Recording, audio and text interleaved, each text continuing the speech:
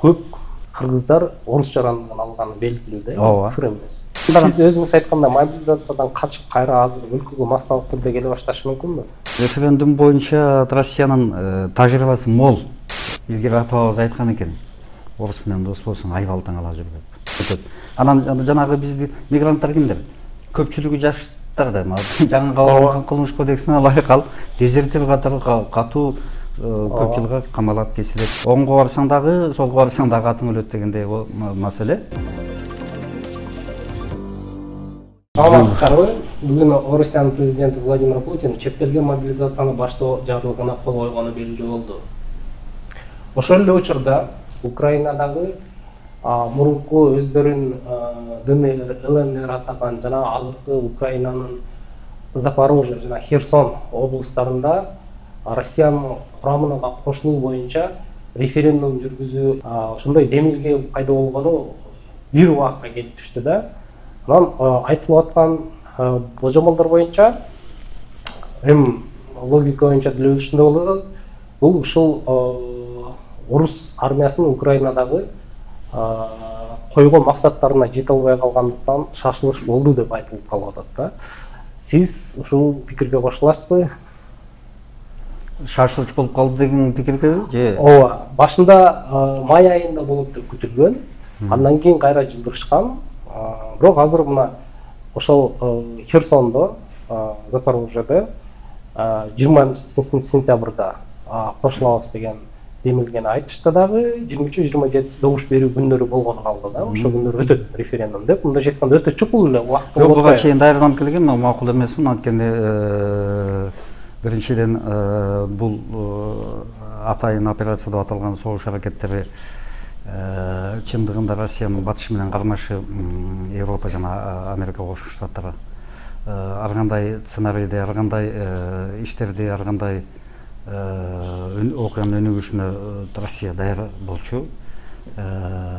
Кармашып жаткан Америка менен Европа дагы даяр болчу жана Украина. Референдум боюнча Россиянын тажрыйбасы мол. Абдан мол да, ушуну эске алышыбыз керек.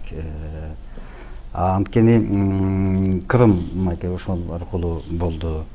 Анан Севастополь өлкөнү ушул элдик добуш плебисцит менен алды да. Анан башка мамлекеттин курамынан кайсы бир аймакты бөлүп кетүү боюнча референдумга да тажрыйбасы Түштүк Осетияны алалы, мына 2015-жылы болду, бөлүндү. Албетте, дээрлик көп мамлекеттер анча-мынча мындай бир экзотикалык мамлекеттерди эске албаганда тааныбайт. Бирок факты ошол өзүн Түштүк Осетия Республика Алания деп атап жүрөт, туурабы? Анан ушуларды өткөзүүнүн, коомдук пикирди калыптандыруунун, уюштуруунун дүйнөлүк коомчулукка, өзүнүн ички коомчулугуна ушул кадамдардын максаттуу бир зарыл экендигин, Россиянын кызыкчылыгына дал келе тургандыгын, айласыздан барып аткандыгын, ошол жердеги элди коргоо жана башка деген аргументтерди келтирүүгө булардын жедеп көнгөн да. Көнгөн. Болуп жүргөн иш. Боло келген иш. Ал тарыхта биринчи жолу эмес бул. Ооба, бирок бул жолу орус армиясы Украинадан чегинип жаткан учурда дал келип атат. Чегингенде кандай биз акыркы күндөрү сентябрдын башынан бери Харьков облусунда көп аймактар бошотулду. Ооба. Анан ошол эле азыр мына референдум өткөзөбүз деп аткан Запорожьеде, Херсондо Украина армиясы контур чабуул абалында болуп атат. Алардын божомолу боюнча балким алар ошол облустарды кайра бошотуп алабыз деп атышат. Ошол кызык болуп атат да. Мейли мисалы үчүн референдум өттү дейли. Орусия аннексиялап алды Украинанын да бир жаңы бөлүктөрүн. Анан ошол эле учурда Украина өзүнүн территориясын бошотуп атса, Россия ошол территорияларды өзүнүкү деп таанаган территорияларды эми колунан чыгарып баратса эмне болот? Жок, ошол колунан чыгаргысы келбейт. Тигилер болсо, тигилер да колунан чыгаргысы келбейт. Анткени дароо эле мамилесин билдиришти. Батыш, Франция, Германия жана башка кубаттуу мамлекет деп айтты. Биз бул псевдореферендум, мындай билебиз орустун эмнедеги оюнда эмне бар экенин, буга жол бербейбиз, тааныбайбыз эч качан деген билдиришти алдын ала. Украинада билдирди Киев. Анан Украинада колунан чыгаргысы келбейт. Эгерде жанагындай денден шыктанып калып аймактарын кайтаруу операциясын дагы улантабыз, эми биротоло жанагы орустар ээлеп алган деп алардын тилинен айтып атабыз да. Аймактарды кайтарабыз деген операциясын улантат. Булар согушуп да көнүп калды, үйрөнгөн жок, атышарга жакшы. Россия болсо анчалык биринчиден маселе референдум өткөзүү маселеси.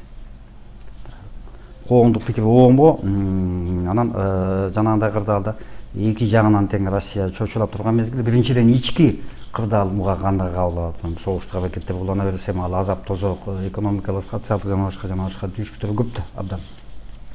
Анан ошондой мезгилде ички тышкы колдоо деле аябай көп таап үйгөн жок Россия. Мына өткөн ШОСтун жыйынына деле баары тең колдоо үйгөн жок. Тескерисинче ыңгайсыз болот деп атышат. Ошол өнөктөш деген Индия мисалы да. Кытай да билдирди ошо референдум боюнча. Так айткан жок, ушу биз карашыбыз деп, бирок эми айтпайт, ама ал элдин менталитети өтө татаал. Бирок ошол тынчтыкка келишсе, эртерээк сүйлөшсө деген пикирин билдирди. Кыйытма, жанытма маанисинде. Анан ушундай колдоо таппай турган мезгилде Россия кандай болсо дагы ошол референдум өтүп, анан Россиянын курамына киребиз деген тармакчанын ичинде элдик демилгени коргоп калыш керек. Илгери ата-бабабыз айткан экен, орус менен дос болсоң айбалтың ала жүр деп. Күчүн салат. Болгон күчү болсо ал айтып атпайбы Путин. Биздин күч кубатыбыз жетишет. Бардык каражаттарды колдонобуз деп атты. Бардык деген ошондо атомдук куралды да колдонуу жөнүндө сөз болуп атабы? Эми ал айтып атпайбы, бизди ушуга мажбурлап атат деп атпайбы? Бизди уже мажбурлап атат. Тамаша көрбөсүн Россияны деп атпайбы? Бирок буга чейин АКШ президенти Байден эскерткендей болгон, эгер ошо өзөктүк курал менен шантаж болсо, биз симметриялык жооп беребиз. Эми демек каягы болду, чагым болду, өздөрү мындай көнүп алган саясатчылардын бир шылтоосу бар. Провокация кылып тигинтинти, анан кийин биз айла жоктон деген актануу аракеттерин сөздөрүн айтышат, бирок негизи дүйнө мындай өтө кооптуу абалда. Ансы деле жакшы эмес абалыбыз, баарыбыздыкы эле жакшы эмес. Тилекке каршы. Анан эми ушундай мезгилде бийлигин держава, империя дейчи Россия. Анан тиягында тигилер өзүнүн бир тууган элине, славян элине кол салып, ошол менен кармашып, абдан жаман акыбалда турган мезгилде, албетте жанагындай кылып айласы баатыр каманга чабат деп ата-бабабыз айткандай, ар кандай жолго барыш мүмкүн, тиягы дагы биягы дагы. Албетте кандай курал колдонот, бул эми келечектин иши, бирок акыбал өтө кооптуу.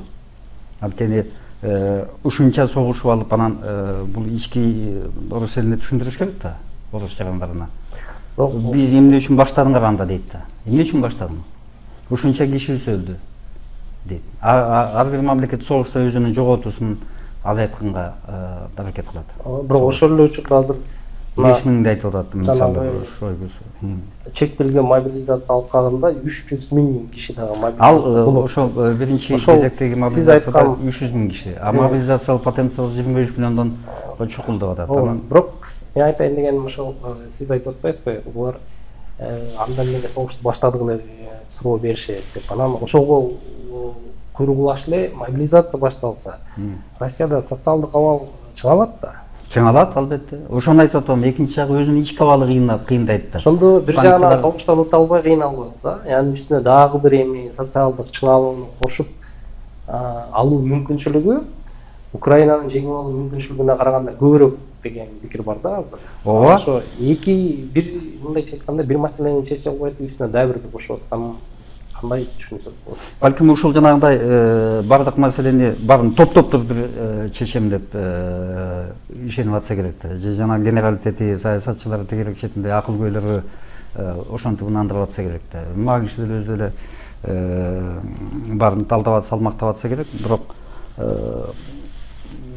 кыйын болот. Санкциялардын кесепетин али Россия толук сезе элек. Бирок билет, финансылык экономикалык турмуш өзү ушундай татаал да, бир эле жерде бир жаба кулап кеткендей маселе эмес да. ал көпкө чейин барат. Өндүрүштүн маселеси, соода саттык маселеси, анан элдин социалдык акыбалы, анан мобилизациядан баары тең эле каалап согушка аттангысы келбейт, качат, анан мына кылмыш кодексине өзгөртүү киргизип атышат. Ошондой бир топ жаңы түшүнүктөрдү киргизди. Анан илгери ата-бабабыз айткан экен, орус менен дос болсоң айбалтаң ала жүр деп. Анан ушул макалды лакап кетти. Макал эмес, лакап кетти. Сабат Токуров деген биздин агайыбыз, тарыхчы мугалим, ошол студенттерге сабак айтып атканда ошо колдонгон экен да, лакаптар. Анан аны айыптап куугунтукташкан, улут аралык кастык козутасың, эми азанда заман кылышкан, лакаптын башка жагын айтып берейин. Анткени мындай бир империя түзүүгө умтулган эл менен дос болсоң ал империясын кеңейтүү, сактап калуу кызыкчылыктар үчүн ал башкалар менен кармаша берет экен да. Айла жагынан кошо кармашат экенсиң да. Мисалы, биринчи дүйнөлүк согушта орустар анан эң негизги немистер менен согушту. Анан ошо менен согушуп атканда дагы ошондой мобилизация кылып, анан кийин кыргыздардан аскер алам деп указ чыгарып жеринен сүргүлө деп, анан кийин кыргын сүргүн болдубу? Геноцид болду да. 16-жылы так. Анан анда жанагынтип запкы жедикпи? Экинчи дүйнөлүк согушта орус менен бирликте кошо курал көтөрүп алып, анан кийин Советтер Союзунун жараны катары анан Германия менен кайта согуштукпу? Анан ушинтип эми биздин жарандар Украинада мылтык катары тиягында дагы, биягында да жүрүп атпайбы? Анан запкысы тийип атат да. Чоң маселе болуп атат да. Бизде көп кыргыздар орус жарандыгын алганы белгилүү да, сыр эмес. Эми биринчи кезекте мобилизация ошолорго жетиши деген пикир бар.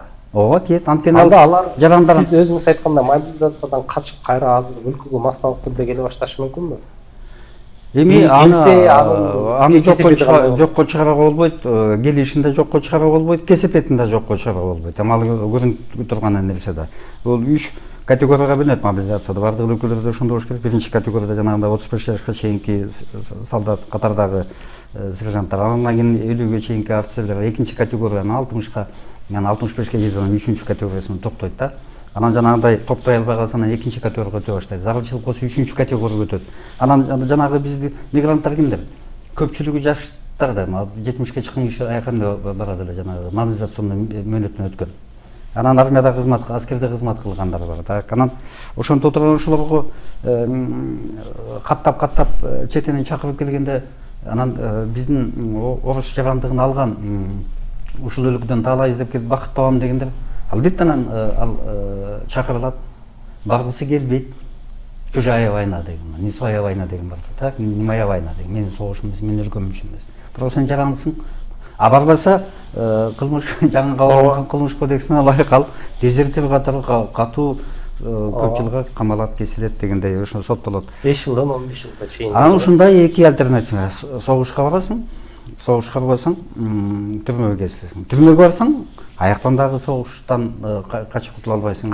ЧВКлар аркылуу. Ооба, ошентип кетип да калышы мүмкүн. Мына ушундай дилемманын оңго барсаң дагы, солго барсаң дагы атың өлөт дегендей маселе туруп атат да. Пайда маңдайынан ушул проблема, ушул көйгөй биздин Россиядагы жигиттер арасына чыкканда да тилекке каршы. Бул жакшы эмес албетте. Анан ал келсе кесепети кандай, анысы мындай социалдык экономикалык абалы эми ошол кыйын акыбалда туруп атабыз да. Көп жылдан бери кыйын акыбалда келе атпайбызбы. Анан ушундай мезгил жумушсуздук жана башкалар, ошолордун баары тең мындай бизге өтө чоң оор кесепетин тийгизет да.